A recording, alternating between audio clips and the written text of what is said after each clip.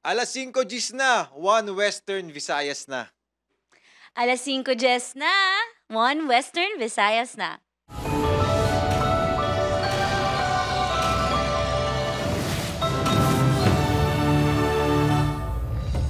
Mga balitang atong tutukan subong nga Miyerkules, duha ka insidente sang pagkalumos nagluntad sa Iloilo City kadungan sang piyesta sa San Juan de Bautista kahapon. Lalaki na lumos matapos maligo sa dagat sa Barangay Rizal, Palapala 2, Iloilo City. Samtang tricycle driver na sapwa nagalutaw kag wala na sang kabuhi sa Iloilo River. Suspect sa kamatayon sa 18 anyos ng babae sa Tubungan, Iloilo, nagpositibo sa drug test. Masami makitaan sa gwa sang balay sang biktima. Duha ka lalaki nga nangawat sang battery sang jeep sa Banwa sang Murcia na dakpan. Anong pa kakinawatan ng mga battery na recover. Nag-spark kag nagkalayo nga power bank sa Rojas City Airport ginkumpiskar bangod lapaw sa ginatugutan nga capacity. Kag Portalet sa Iloilo Sunset Boulevard ginareklamo nga mapangsot sang pila ka nagakadto sa lugar.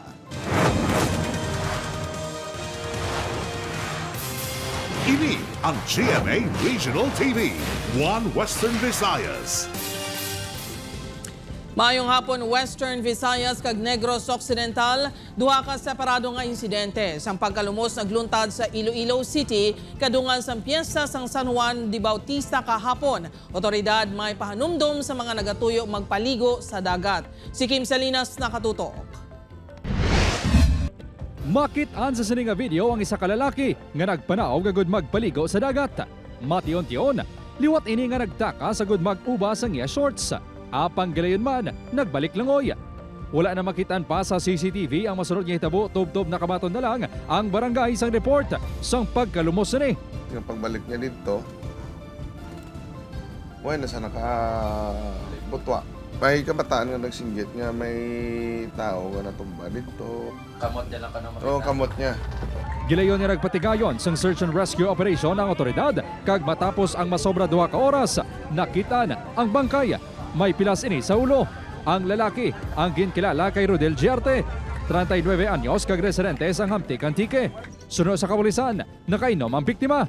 Na-identify siya pamagi sa ginarintahan niya sa sikad. Ang tagyas ang ginarintahan niya. Nag-coordinate na kita sir sa aton PNP sa Hamtik. Subog sir ginapangita yung dito ang pamilya. Wala na sang kabuhi sa nakitaan nga nagalutaw sa Iloilo River sa Barangay Rizal, Lapus Sur ang 61 anyos nga si Arnold de Gracia. Tumandok ini sang Barangay Progreso, Lapus. Suno sa mga nakakilala sa biktima, isa ini ka tricycle driver kag isa ka PWD. Masami kuno ini nga nagainom. Ulihi ini nga nakitaan kahapon sa ngaga sa Barangay Libertad, Lapus. Na-recover sa lugar ang prosthetic leg kag pila sini ka kagamitan.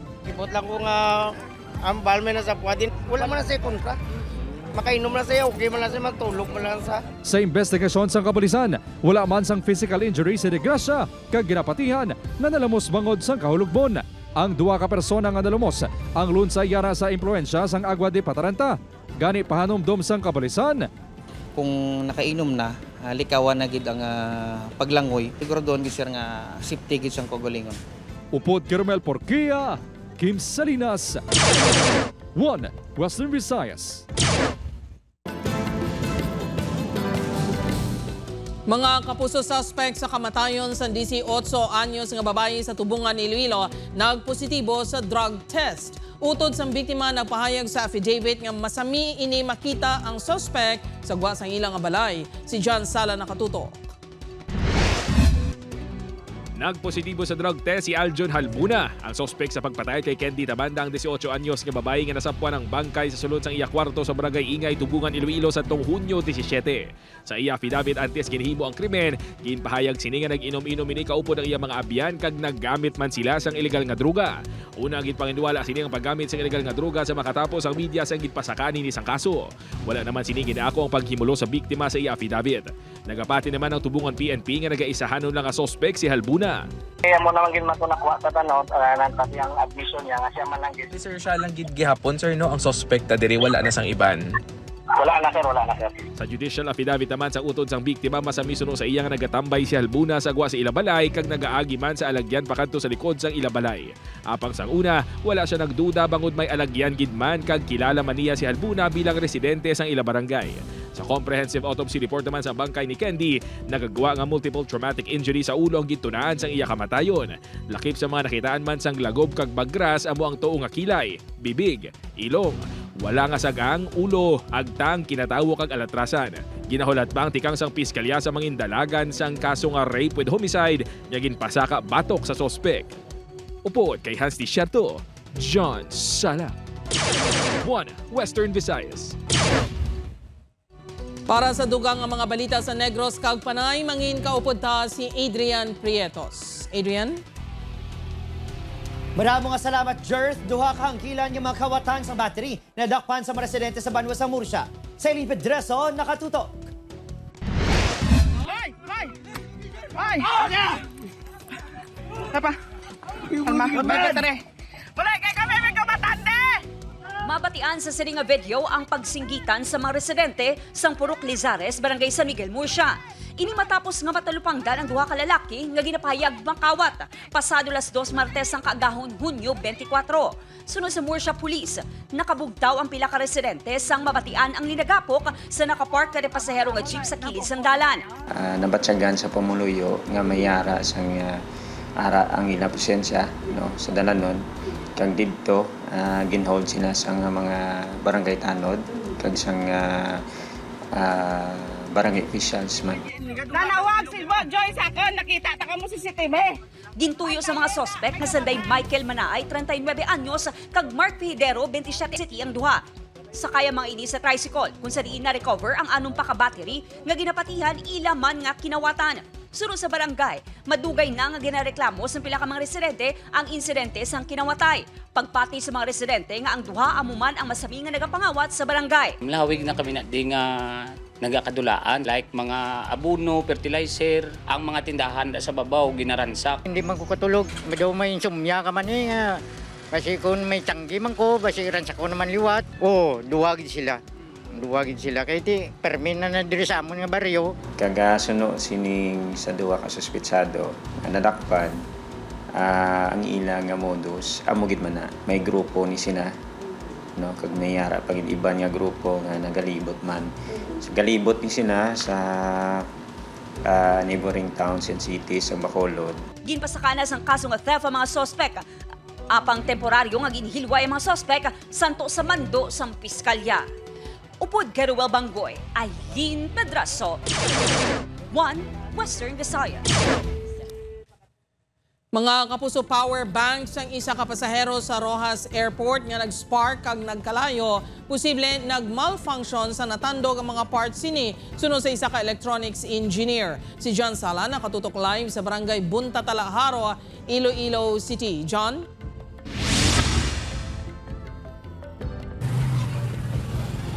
Jerd, sa may mga power bank dira, abiso sang isa ka eksperto nga likawan nga masami ini mahulog o kon ma-overcharge. Bangod posible ini mangintunaan sang pag-malfunction sang ila power bank. Pareho sa natabo sa isa ka pasahero sa airport sa Rojas City. Makitaan sa ini nga video ang pag-asok ang pagkalayo sang power bank sa initial security screening checkpoint sang Rojas Airport sa probinsya sang Capiz. Sa investigasyon sang airport police pasado las 6 kahapon sang aga nagsulod sa airport ang babayi nga pasahero nga padulong sa Manila. Nakita sa scanner ang dala sini nga power bank sa iya hand carry baggage gani ginpakuha ini sang security personnel. Natukiban nga lapaw ini sa ginatugutan nga 30,000 mAh panubo. Naglabot ini sa 72,000 mAh. Ang pasahero gin-detach siya ang mga battery sa iya power bank. So, sang kakasya na, kagipakita na lithium ion ng iya battery, kagin ang balsa nga hindi pwede nga ipasaka. Kag sa pagbalik yan na sa iyang battery, pag i-reattach yan na sa iyang battery, dito kag nag-short circuit, kag nag-spark, kag nag-assault, wala sang may napilasan sa insidente. Suno sa airport police, ginrason pa sang pasahero nga sang nagbiyahe inihalid sa Manila pakadto sa Rojas. Wala man inigin balabagan. Matapos ang insidente, ginpasugtan man nga makasakay sa eroplano pabalik sa Manila ang pasahero. Suno sa isa ka electronics engineer, posible nga may natandog o kung may sala sa pagbutang sang battery. possibly na naka-experience na overcharging ang device. So kung gamay na lang trigger, naglagpas na siya at that point. So natabuan na siya at that point na nalagpasan na siya. So though abi mo wala effect na nakabunggo, nadagdag or nag-overcharge ka, abi mo wala effect kay gali ga amat-amat na siya contribute at to such point nga hindi na kaya and ma-trigger na. Dugang pa sini, likawan nga mahulog o kung ma-damage ang isa ka power bank agud hindi mag-malfunction. Dapat avoid mo ang excessive nga impact, excessive nga uyog or possible nga mislocation or dislocation sa mga parts niya. Or kay possible gamay nga misalignment lang pwede mag-cause ng short circuit. Bangod sa insidente, magapatuman sang mas hugot nga security screening sa mga airport.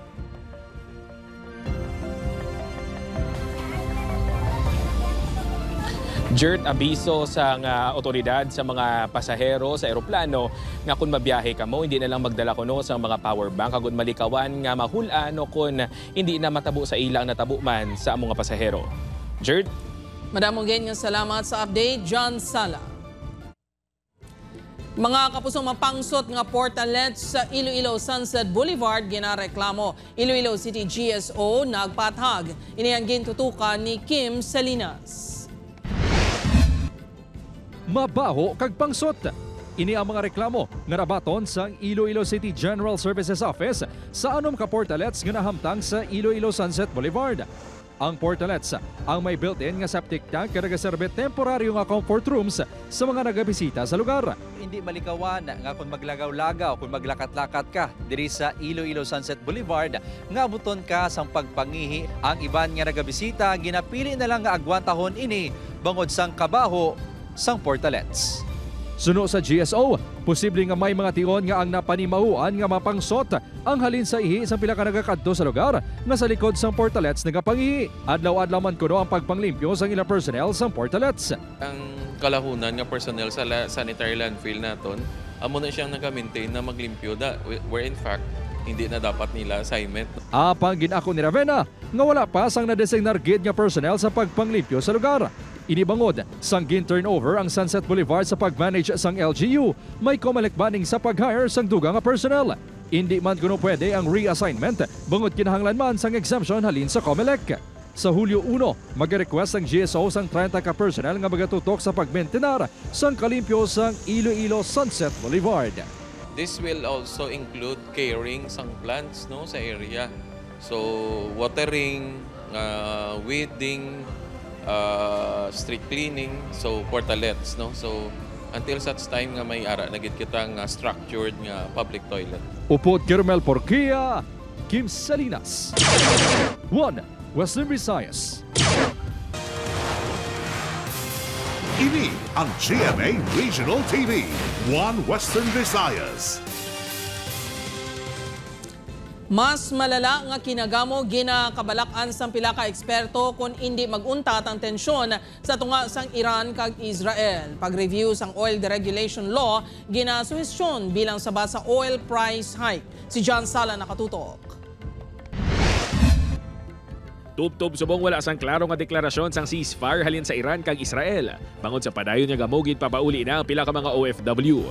Nagabot naman sa Pilipinas ang unang nga batch ang repatriation. Suno sa Department of Migrant Workers, 26 ka mga ginpapauli ang halin sa Israel, 3 halin sa Jordan, 1 sa Palestine kag 1 man sa Qatar.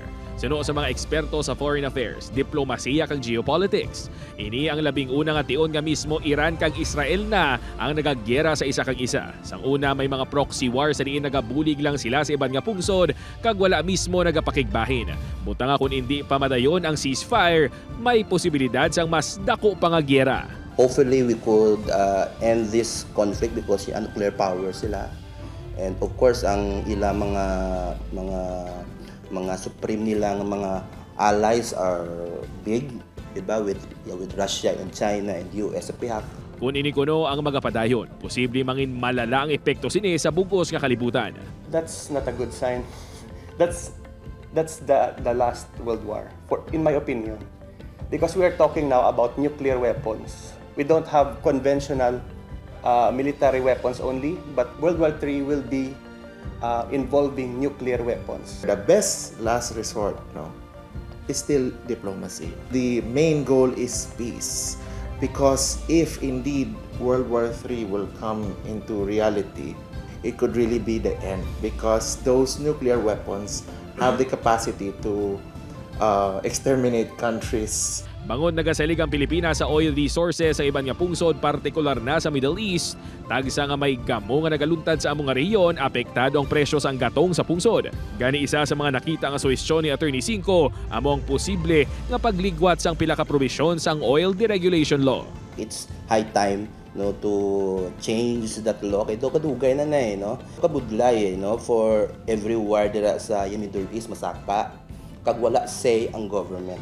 Kung hindi nila pagyatandugon ang oil ang law dira, is of course they should at least change the taxes. Upod kay Hans Tisharto, John Sala. 1 Western Visayas. Kapuso, sa Bacolod City, mga residente naman sa Barangay Villamonte na reklamo ang paghaboy sa mga basura sa ila lugar. Abiso sa mga nagatanaw, sensitibong balita ang inyong makita. Makita sa sininga pader ang mga tinaga nga ginadumilian ang paghaboy sang basura sa lugar. Apang sa piyak sini, talulupang doon nga may nakatambak gihapon nga mga basura nga may maupod pa nga food waste. Magluwas nga mahigko, mabaho ang ini nga mabasura suno sa pila ka mga residente. Naghihimo nila ng ligad, nagdamo na mga basura nga ko. Baho. Dapat kung magdamo na gayong basura, dapat kwaod gid, di naton ipitinir kay kung titinir mabaho gid. May mga food waste nga kabaho-baho, may mga diaper, may mga ito. Daw hindi na yabalay ang improper nga garbage disposal nga natabo. Ginpalabot na sang barangay official sa LGU ang ila reklamo. Sunod sa LGU, ginibisigaran na kung sinong responsable sa pag-ula sang mga basura sa lugar.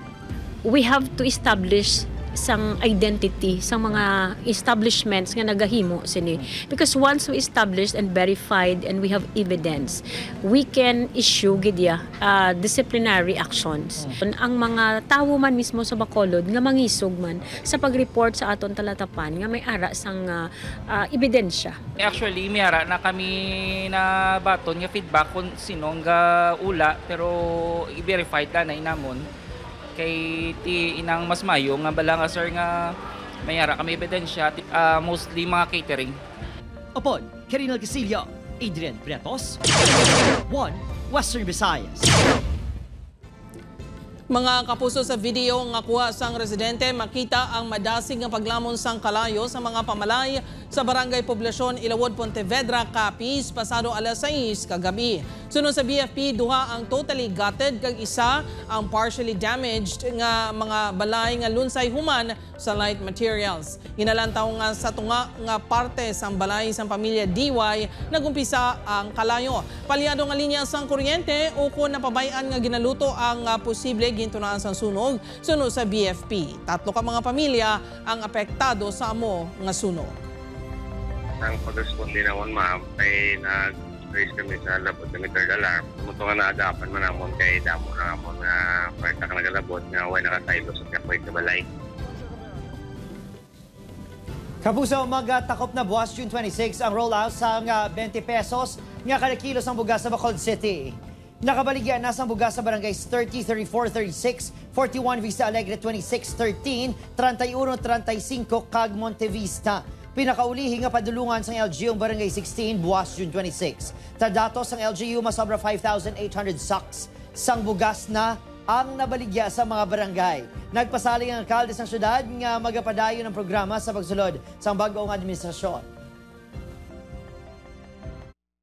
Nagstoryanay naman kami ni incoming Mayor Greg that there will be more purchases by the city para sa 20 pesos yun. Up to December na siya. Amon na ang commitment na naman. Up to December, masigi-sige niya ang programa.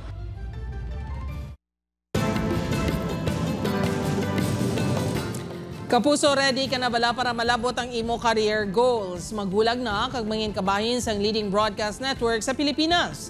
Yari ang mga bakante nga posisyon sa GMA Network. Sa mga interesado nga aplikante, pwede ka mo magbisita sa www.careers.gmanetwork.com.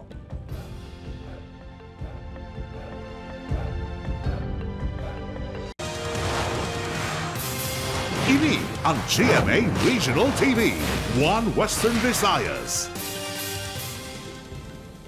Mga bakulid noon, may magkatuhay ng opinyon sa pagdumala sa alkalde sa syudad sa sulod sang 3 katuig. Yaring balita. Subong hapon, ginpatigayo ng State of the City address ni Mayor Albi Benitez sa Bacolod City Government Center.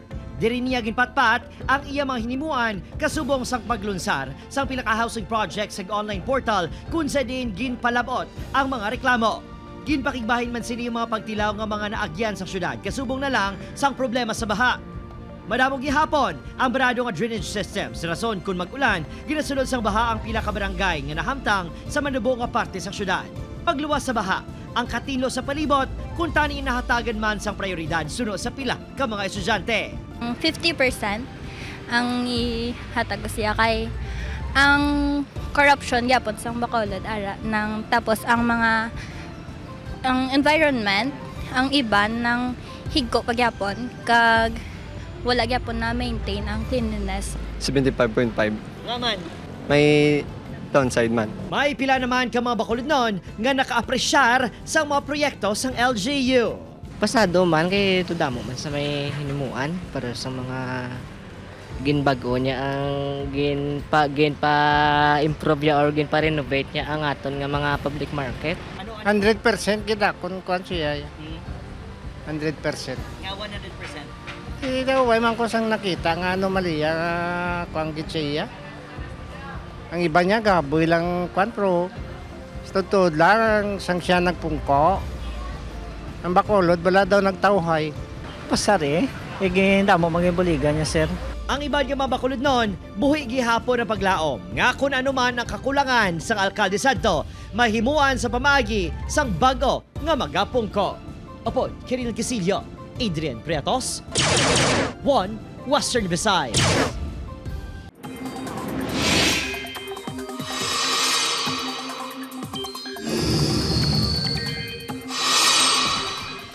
Mga kapuso, nangin bagyo na ang low pressure area sa nakatungdan sang pungsod apang yara na sa guwasang Philippine Area of Responsibility.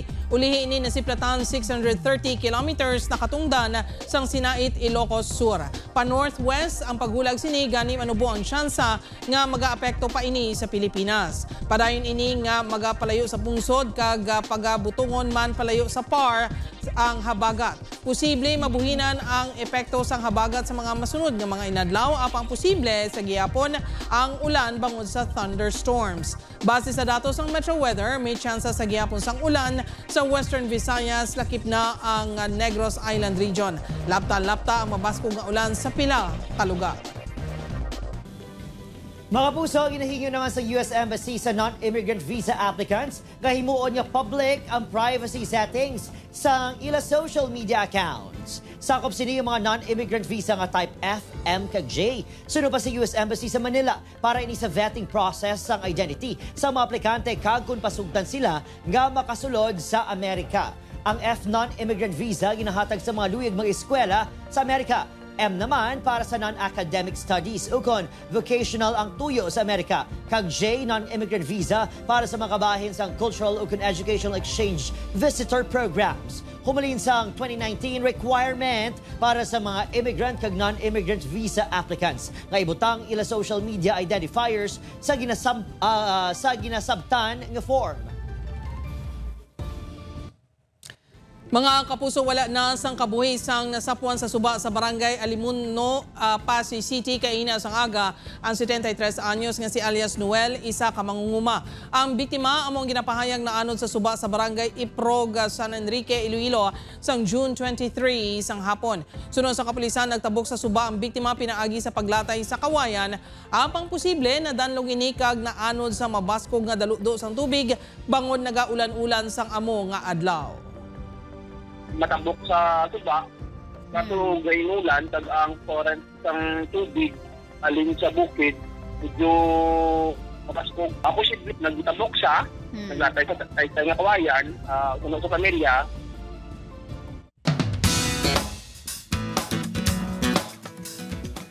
Student athlete nga si Mad Ramos nagdaog bilang Ultimate Campus Cutie. Si Cesar Dallas nakatutok.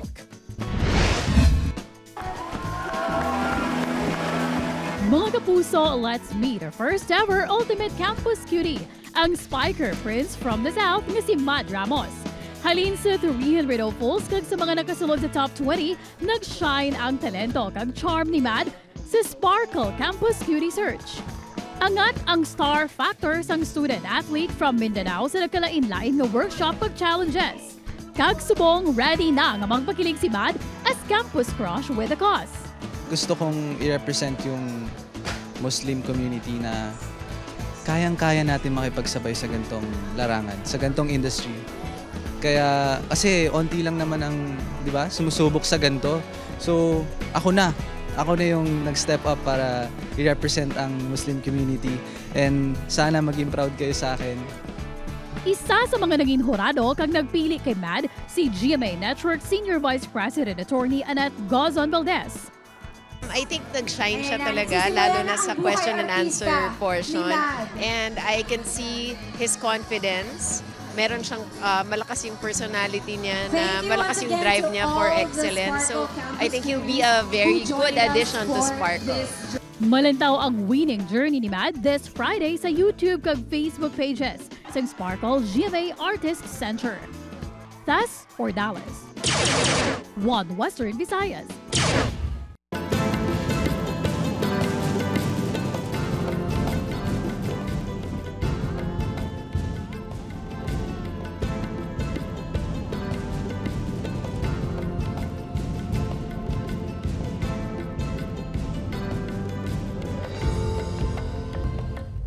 Sa aton mga kapuso diri sa Western Visayas kag Negros Occidental, subong man sa aton mga kapuso abroad, madamo gid nga salamat sa pagtutok. Mag-isa kita kag hibaluon ang mga balita tungod local news matters. Ako si Gertrude Charlatan, ini ang One Western Visayas, bugos nga puwersa para sa mas dako nga misyon kag mas masangkad nga pagserbisyo sa pungsod.